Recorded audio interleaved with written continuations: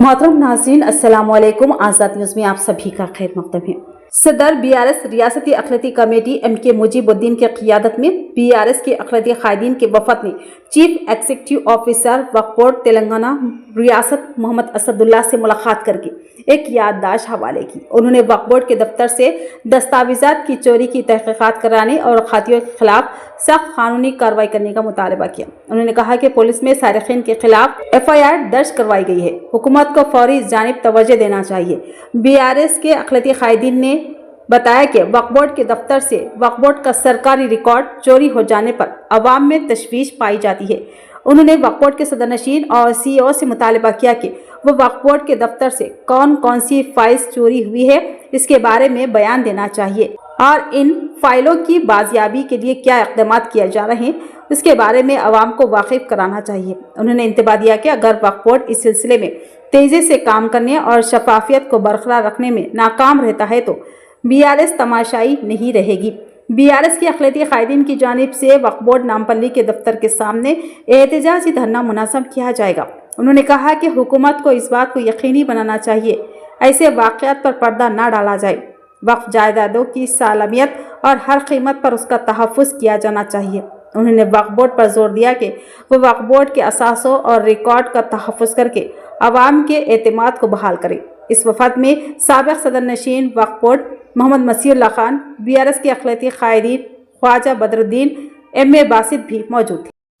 वक्फ board को भारतीय राष्ट्र समिति की तरफ से हम लोग मसीह भाई, एक्स वक्फ बोर्ड चेयरमैन और दीगर माइनॉरिटी लीडर साथियों के साथ आज यहाँ इसलिए आए कि 24 अक्टूबर में जो FIR इशू हुआ 261 ऑफ 2025, इसमें ये इदारा जो वक्फ बोर्ड का इदारा है उसमें 4 महीने पहले चोरी का FIR दर्ज किया गया।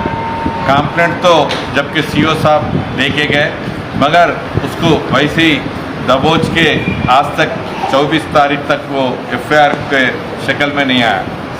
हम लोग फिर ये CO साहब आके कोर्ट के ऑर्डर से फिर आके ज्वाइन होने के बाद उसमें हरकत शुरू हुई। आज इसलिए कंप्लेंट देने आए हैं कि वो गवर्नमेंट के फाइल्स और ये वक्फ बोर्ड के फाइल्स ये बाहर कैसा जा रहे। आपको हैरानगी की बात यह है कि यहाँ से चोरी हुए डॉक्यूमेंट्स कोर्ट में सबमिट किए गए, उसमें CO साहब को कंटेम्प्ट ऑफ कोर्ट के ज़रिए उनको नोटिस आए तो उनके इल्म में यह आया कि उन्होंने सिग्नेचर करके दिए। जो भी डॉक्यूमेंट्स है चेयरमैन के रूम में जाने के बाद उसकी शक्ल जो प्राइवेट कंप्लेंट दे रहे हैं उनके घरों को उनके हाथों को गए। उन लोग डॉक्यूमेंट्स की शेप में हाई कोर्ट में सबमिट करके ये कर रहे हैं।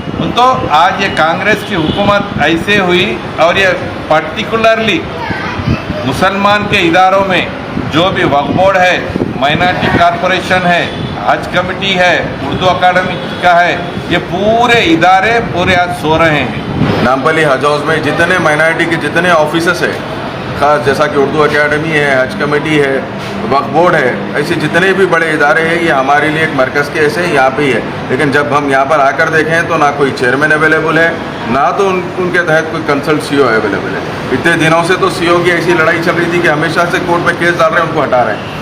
आज 2 साल हो गया इनकी गवर्नमेंट बन के, लेकिन आज तक कोई परमानेंट CO भी नहीं आया। गुज़िश्ता गवर्नमेंट में KCR साहब की गवर्नमेंट में जितने भी कांग्रेस के लोग यहाँ आते थे बोलते थे कि आप रिकॉर्ड रूम को कैसा लॉक करें बोल के। आज जो रिकॉर्ड रूम को लॉक करने की वजह ये थी कि आज मुसलमान पूरे देख रहे हैं, आज इनके दफ्तर में से ये चोरी हो रही है जिसका FIR हैबिट्स पुलिस स्टेशन में आपके CO जाके करे हैं, आपके स्टाफ ये चोरी करे हैं। मैं चेयरमैन साहब से पूछना चाहता हूं कि आप अभी भी खाली डिस्ट्रिक्टों का दौरा करते रहेंगे या इलेक्शन की कैंपेनिंग करते रहेंगे? यहाँ वक्फ बोर्ड में CO और चेयरमैन रहे तो यह काम होने वाली चीज़ का नाम वक्फ बोर्ड है। ऐसा नहीं है कि खाली CO साहब के हाथ से वक्फ बोर्ड चलना है या चेयरमैन अकेले इंडिविजुअल बॉडी लेकर चला सकते, ऐसा नहीं है ये इदारा। मैं आपसे गुजारिश कर रहा हूँ और आज गुजारिश कर रहा हूँ, इंशाल्लाह ताला आगे हम आगे आएंगे और बराबर ये चीज़ के लिए धरना भी करेंगे। और जो ये चीज़ की FIR हुई है, जो यहाँ से फाइल्स गायब हुए हुए, जितने लोग हमारे पास आके बोलते थे कि लॉक करें बोल के, आज ये सब चीज़ों को, ये वो मुसलमानों को मैं बताना चाहता हूँ कि लॉक करने की वजह ये है कि हमेशा यहाँ पे ये चोरी के हमेशा ये चीज़ें होते थे। और जितने हमारे अज़दाद, हमारे प्रॉपर्टीज रखे गए थे हमारे बाप अज़दाद, इसके लिए कि ये चीज़ चोरी ना हो, ये रिकॉर्ड रूम सेफ रहो, जिसके लिए कि यहाँ तहसील